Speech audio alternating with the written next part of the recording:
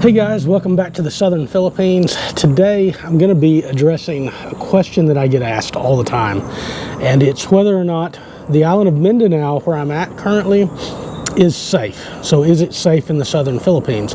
And unfortunately, it's not a yes or no answer to that question. Like in most of life, it's complicated.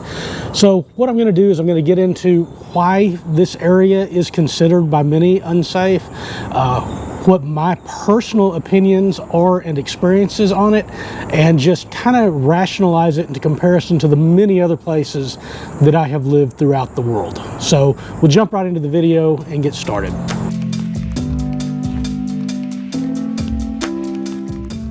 So Mindanao gets a really bad rap as far as its opinion, the opinion of other people as far as coming here, not just with foreigners, but also with Filipinos, such as those that live up in Luzon or in the National Capital Region.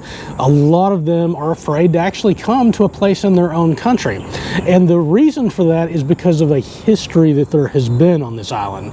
Unfortunately, there have been basically two groups that have really caused a bad reputation because of things they've done in the past. One was the communist insurgency. It's the largest or the longest active communist insurgency in the world here in the Philippines, with the NPA, the National, I think, People's Army. That is not as much a problem as it was. The pandemic killed a lot of that. There's been some reconciliations with the government, but also then there was separatist extremists, religious extremists, that were doing acts of terror and other things that were really throughout the regions of Mindanao, but mostly concentrated in the west. And then a few years ago, that came to a head where they had a siege in Marawi, where the federal forces fought against the jihad that was going on, and it displaced thousands and thousands of people.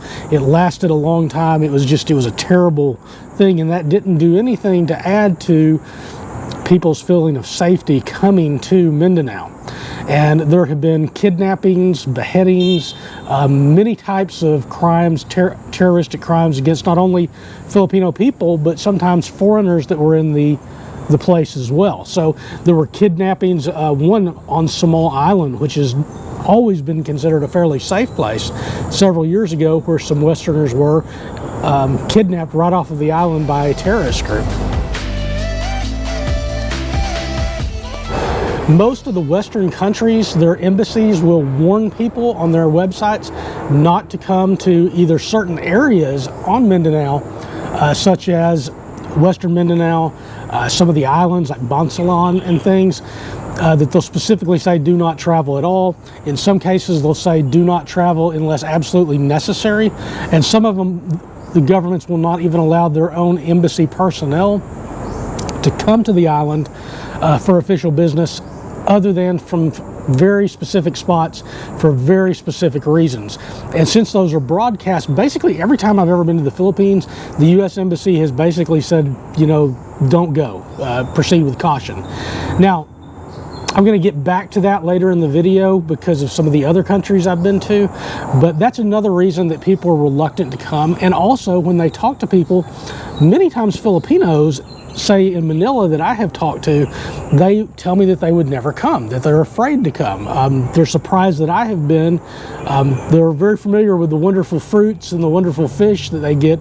Some of the best tuna that you can get anywhere comes out of these waters and comes from Mindanao, but they don't want to come because they're afraid something's going to happen to them. So now that we kind of addressed the background, I want to get into a little bit of what I consider the realities. Again, this is just my opinion, and take it for what that's worth. So before we jump right into my opinion, I want to give you a little bit of a background on who I am and, you know, where my opinion is coming from. So I've been traveling the world. Basically, I started solo when I was in college. I took a year off to travel as well, and I went probably to 20 countries over the period of that time. I have lived overseas now in, let's see, 1, 2, 3, 4, 5. I think this is my 5th country that I have actually lived in. And by living, I mean I rented a place, stayed 3 months, 6 months, a year, whatever. So I've traveled all over the world. I've lived extensively in some of these countries, and so I have a lot of experience on being in different places around the world, seeing what it actually is, boots on the ground, talking and making friends with locals and seeing what the real deal is, rather than what we hear either in Western media or that, you know, we read on the internet. I obviously do not feel unsafe being in Mindanao. Not only am I living here in Mindanao currently, but I have my children, or at least two of my children, living with me here in Mindanao, and my wife. And I would not go to a place that I felt that I was going to be in constant danger if I didn't think it was a fairly safe place. So Davao City is one of the safest places in all of the Philippines, if not the safest city. I've never felt any danger there. I've never had any problems even going out at night there. I wouldn't really have any issues with that. Now, that being said, it doesn't mean that it's been immune to things in the past. I came, I believe it was in 2016, to Davao City for a trip. Was there in a few other places throughout Mindanao. But in that time period, about 2 months before I came, at the Rojas night market, where I've done a video here about the Rojas, big gathering center, great food, all sorts of stuff that you can buy. They actually had an incident there where somebody, you know, they blew something up and people were hurt and people were killed. They rounded those people up fairly quickly that were responsible for that, but it did happen. It was able to infiltrate the security there, and it did happen. So it's not completely immune to that. Now, that's the only incident I'm aware of, really, since I've been coming to Mindanao, that actually happened in Davao City. But now, since I've been living in Mindanao, there have been other incidences. Today, for instance, there has been some sort of a threat of an explosion, and they're doing additional checkpoints out in western Mindanao at all the road stops. I had somebody that I was talking to that was reporting into me that was going on, who's driving in the trucks. So that happens. Whether anything happens out of it, I don't know, but there is some sort of a threat that's been called in that section. Again, that's outside the Davao region. When I was about 3-4 months ago, I saw a news report, actually saw the video online, where they actually had a bus that had gotten terrorized, and it was, I believe, in Coronadal, which is a little bit north of General Santos. Again, it's not the Davao region, it's the western portions, but those things do happen. Now, they don't happen with enough frequency that I consider it epidemic, at least since I've been coming to the Philippines. And again, they're usually targeting buses. Sometimes there have been things in Bonsalon where they place stuff outside of like Jollibee restaurants. Sometimes targeting government stuff. And again, in the past, there have been targeting of tourists. But my opinion is you have to put that in proportion to what's basically going on in the rest of the world. Those incidences, although they do happen, and it's horrible and it's terrifying and it's something to be considering whenever you're visiting a place or living in a place, I have to put it into context with other places I have lived around the world and where I was in more danger. And so just statistically, based on population, per capita, everything else, living in the major metropolitan area where I'm from back in the United States is more dangerous than living where I am. It is. I mean, more people die getting shot, getting murdered, getting assaulted. It's just more prevalent in the United States, in many parts of the United States, than it is here. The incidents that do happen here are huge. They make international news, but they do so because it's not an everyday occurrence. And that doesn't lessen what happens to those people. It doesn't lessen that there is some danger there. It just means it's not as widespread, in my opinion, as what the very real danger would be in the United States, in London, England.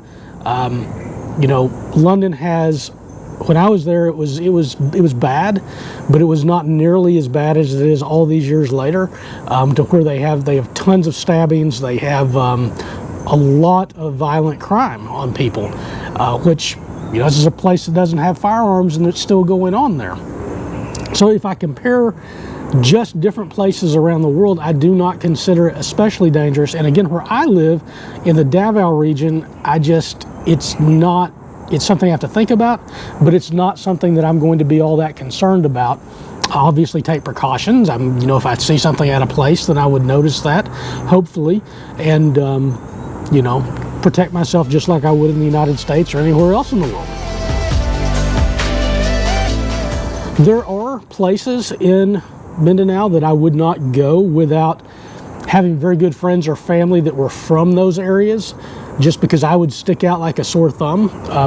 Probably nothing would happen to me, but still, I would not go without that. And then there are some places that really, I probably would not go at all. I just would not take that risk. Now, if you're a traveler coming through any place like this, more so than actually living in it, you're probably actually safer than you are living in the place. And that's because if you're going into a place and you go stay at a hotel for a couple of nights and then you leave and you go to the next town and you're there for a hotel, really there's not a lot of time for people to plan stuff out and to make you as if you do have a place to where you're living, where everybody in the community figures out that you're living. Word spreads through the coconut telegraph where you're at, and if somebody does want to do you harm, then they know where you are, which I suspect is what happened years ago on Samal Island in those events. As far as warnings go, embassy warnings I talked about earlier, that ever since I've been coming to the Philippines, you see that with Mindanao. Every country that I have been to this entire trip has had warnings that basically were level 4s. When I went to Albania, absolutely do not go, which was incredibly hypocritical, because one of the main reasons they didn't want me to go, American citizens to go to Albania, was because they were saying that the pandemic was so bad there, even though it was worse in the United States than it was anywhere else in the world at any given time once it got started, which, was insane, but you're not safe to go to another country that's having those problems. And because they had some crimes in the South. Again, those were not targeted at foreigners. That was basically part of the drug trade going on, and some wars against, some battles with government forces years ago, and the ongoing trade there in southern Albania. Again, Serbia was not a no-go zone, but it was strongly advised that I do not go to because of civil unrest and things. I got there, I never saw any civil unrest. I didn't see any of these things in Albania. In fact, Albania and Belgrade, Serbia, I probably felt about safe or safer than anywhere else I've ever been in the world. I mean, if you used your common sense, it wasn't a problem. I really think that the West and Westerners and Western media really overhype the actual dangers of a place. It isn't to say that places don't have danger. There is no perfect place in this world, though. You're going to have dangers in every single country, and you mitigate against those, or if you determine they're too great, you just don't go. So, bottom line is, with Mindanao, I feel that for the average person, it's perfectly safe to travel to, but you got to make up your own mind on that. You got to determine what your level of risk is and what you're willing to do. And if a place has had those incidents and you're not willing to take those risks, that's a perfectly acceptable answer. It really is. But given that same logic, if I was to apply that logic, I would never go to Texas. I would never go to Florida. I would never go to any of those places that we see mass shootings in the United States. So I guess I would just be in the middle of a cornfield somewhere in the United States.